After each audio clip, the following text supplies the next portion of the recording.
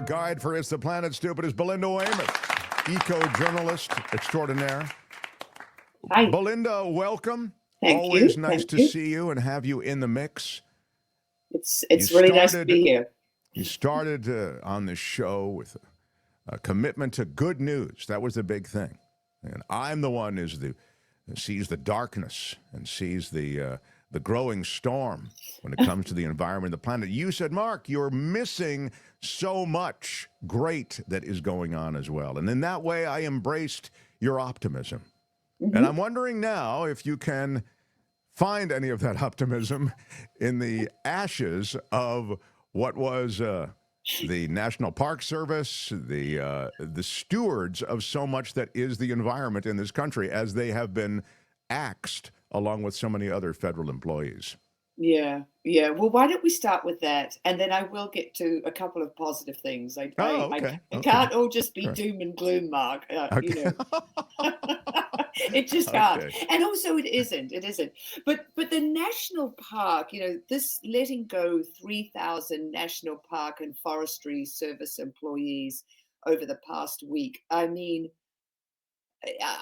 reeling. I'm really reeling because they're so important. And national parks, they're unique. They're popular. They cover 278,000 hectares of the US.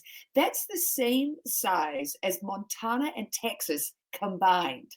So, Roosevelt was the first political leader in any country to go, hey, this is such a national treasure. Let's turn it into a national park. When he started doing that, other countries took notice and went, oh, wow, we should protect our beautiful wilderness, and followed suit. They're really sort of this uniquely American, wonderful thing. And I don't know, I'm sure people who are listening have been to real national park treasures in the summer.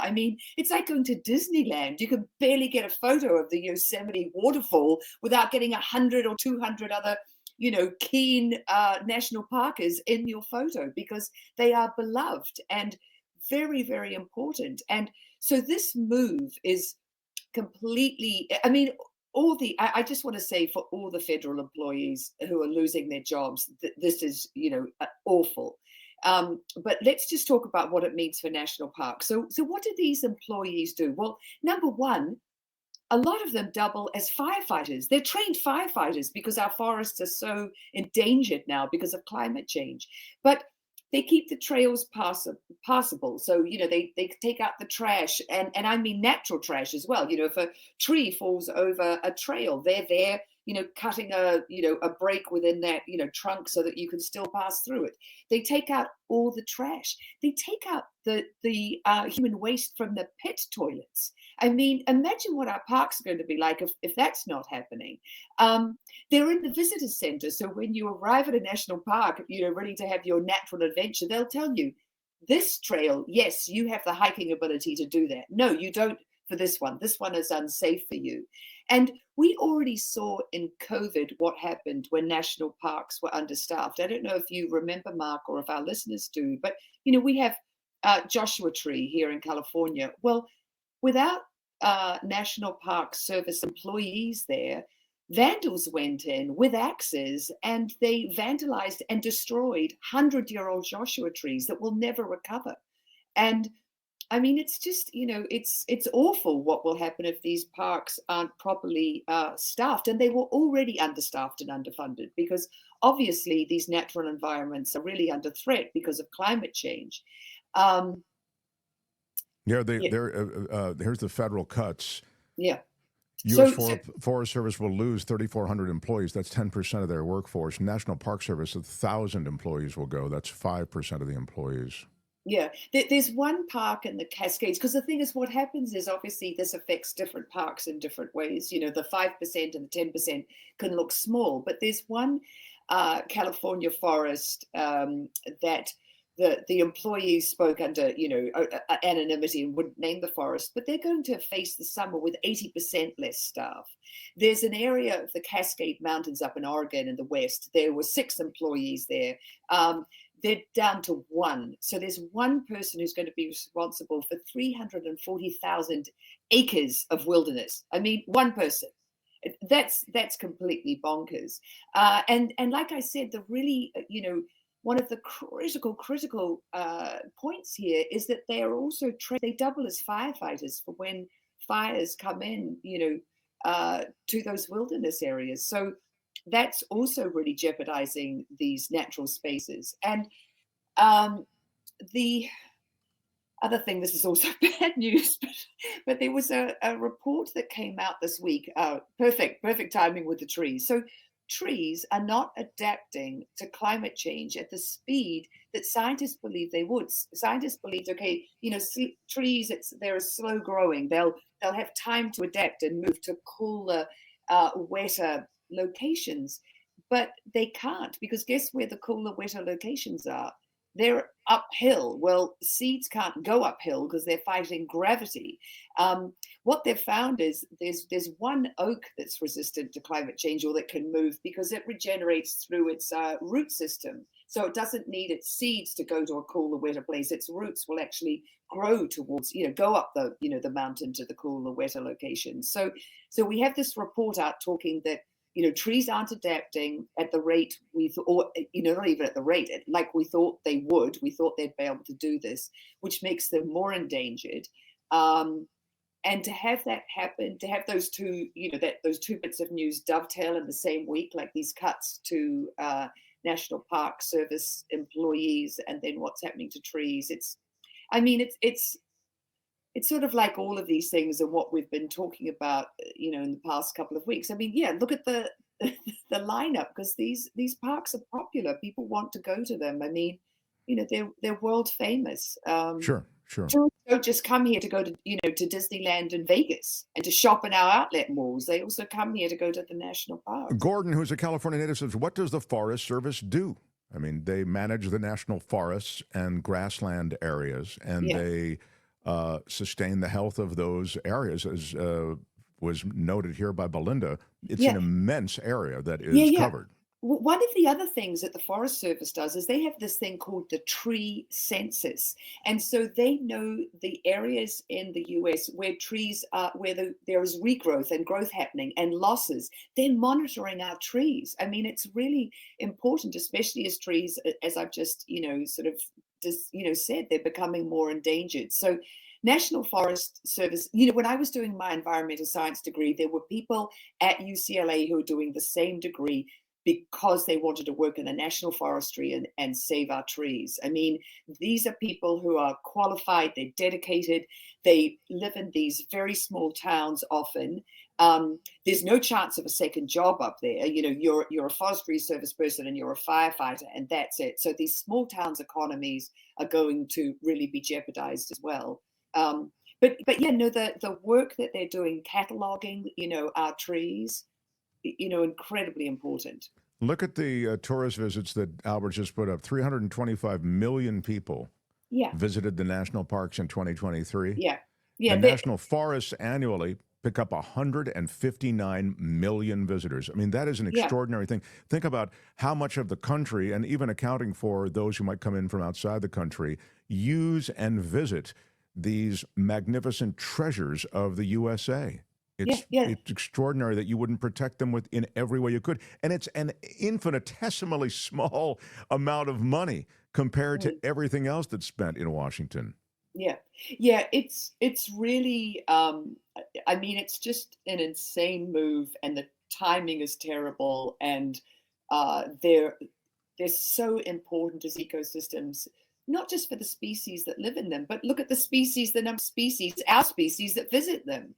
It's important for us to be, in the natural environment. And you can see that. Every time I go camping, every camp spot is full, because people love to camp. They want to be out in nature. It feeds our souls. We're animals too. We need to be in the natural environment, not always, inside with our, kids' electric guitar and, a pile of fabulous books to read. We want to be outside in nature. So it's funny. I had I forget exactly why I was going there, but I had some awful thing and pain-related thing that I was going to an acupuncturist for. And he was a really old-school acupuncturist, from Asia, spoke with the Asian accent, it was Chinese accent. which added to the authenticity and the intensity of the moment. And he was telling me what I needed to do. And he has a bunch of physical exercises for me to try to defeat this pain I was dealing with. And then he said what you just said. He said, and you need to walk out in nature. Our Mm. bodies want to be with nature. You Yeah. need to be out with the green trees. And again, because the way he was saying it was through that thick, almost sagacious accent, the Chinese, the ancient word that was coming, the ancient world was coming through this person. And you've Mm. just said it, and I'd forgotten it until you just mentioned it, Mm. that we do want to, I'll use the term, commune with this environment Yeah. around us. It's Yeah. important. Yeah, Yeah. it's so important for our well-being. And like I said, these national parks are real treasures, and um, we have to protect them. They're very, very important. And these people, this is dangerous work that they're doing. Imagine living like in the middle of these forests now with what we face during fire season. I mean, I don't know if anyone in the who's listening right now has been to the eastern side of the Cascades, but we went up there a few years ago, and so we were on the western side, and it's all lush and green and beautiful. And then you go over the top of the Cascades east to the range shadow side of them, and instantly the temperature goes way, way up. And we stopped in this little town, and the guy said to me, "Oh, you're going to be driving through burn areas. That's what you're going to be driving through on your way to Little Crater." And sure enough, we went from this lush green, beautiful western side of the mountain range to the eastern side, which was just black sticks of trunks for miles and miles. It was very, very disheartening. I So had the same experience when we visited Oregon. It was a big boys' trip. There were 6 of us, I think, and we had to drive way, way far around the growing fire, which was mm, consuming all that acreage that you're talking about. So, mm, anyway, mm, this is then an ongoing challenge, particularly as fire season emerges quickly, in the yeah. coming months. Tell me what else is happening, because you do have some good news today, don't you? Yeah, I do. But I just also want to say another quick thing, because I think this is very important before I get on to two little snippets of good news. So, the Yale Climate and Communications Center every year polls Americans who believes in climate change, who doesn't. And guess what? The number is the same every single year. Two-thirds of Americans believe in it. They believe it's affecting the weather. They're concerned about it. 11% of Americans are considering moving, because of the climate. 11%. I mean, that's a lot of people. And what that the percentages break down is it's 5 to 1. 5 Americans believe that it's real and it's a thing of concern, and then to do every one person who's like not that worried, doesn't believe it, blah blah blah. So it's really good that consistently we do believe in it. It's really a pity that we don't vote like we believe in it, because that is the thing that I will keep bleating on about on this show, is that you really have to put your money where your mouth is as far as climate change, and you have to vote for the climate, and we really didn't do that this time. Here is Um, something encouraging. Peter says, sorry, Belinda, but we can look at 4 years of nature neglect. Better start any mitigation planning, because nothing, and I mean nothing, is going to be done. Trump will allow drilling in national parks. Well, that's always it's a yeah, lovely, uplifting message, Peter. But I would say this, Peter, to you, and I know you don't mean I think you're speaking sort of a hard truth, and I don't know that I would disagree with you, except I would say one thing, and this is something Belinda has noted here. Uh, as much as Trump has greenlit fossil fuel expansion and drill baby drill in Anwar and in all these sensitive, fragile areas and habitats, the oil companies, as Belinda has reported here, are not going for that right now. no, The they're money not. isn't in drill baby drill. Isn't that what you have reported here once before? Yeah. Anwar, look, the January 6th, hilarious date for the second leasing bid sale. They got 0 bids this year, 0. And those were mandated by Trump with his 2017 Tax Act. And the first round of leasing bids also resulted in no bids being sold for Anwar. So, Anwar, and again, is the Alaska National Wildlife Refuge, just to remind everybody. yeah, Right. the Arctic National Wildlife Arctic, Refuge. Arctic, Yes, that's it. yeah. But in Alaska. So yeah, no, and the fact is, we're already at peak drilling for oil and gas right now. I mean, that happened under the Biden administration, and it's sort of wild that Trump is kowtowing so much to the fossil fuel industry that they are going to, through that, we're going to make America great again. I don't think so, but anyway, that's happening. But yes, I think that there will be neglect, but I also know that volunteers, when it comes to the natural world, will really. I mean, I don't know if you've ever been to a beach cleanup for plastic, but you get hundreds of people. This mobilizes people, the natural world, and the trashing of it.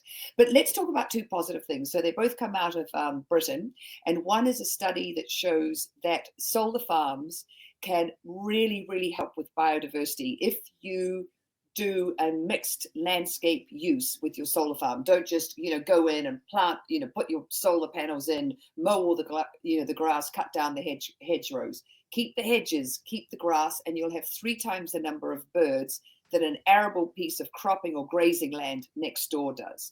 So it's about, it really is sort of common sense, and there's so much of this is common sense. So if you put a solar farm, not where endangered species are, obviously, in land that's not fabulously arable cropping land or grazing land. Take the substandard plot and don't just write it off as, well, it's just going to be solar. Allow what grows there naturally to grow. Don't cut the wild grasses. Let them grow. They're not going to get in the way of the solar panels. The solar panels are, high up. And they were, to have 3 times the number of species where you've got solar panels as opposed to a piece of, cropping land next door, that's pretty big.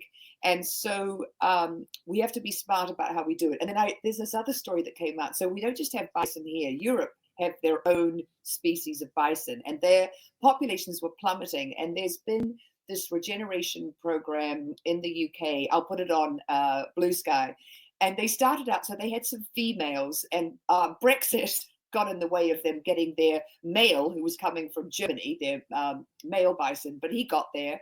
And so now they've got baby bison, they've got the mamas, and they're taking care of them, and they're bringing back that population. And of course, when you have the right ungulates, as grass-eating, hooved animals are called, eating the grass and pooping and doing all the things they do, you are, helping the ecosystem regenerate. And so that's what's happening. So I will put that on Blue Sky for anyone who wants a little tidbit of good news, because there are good things happening. And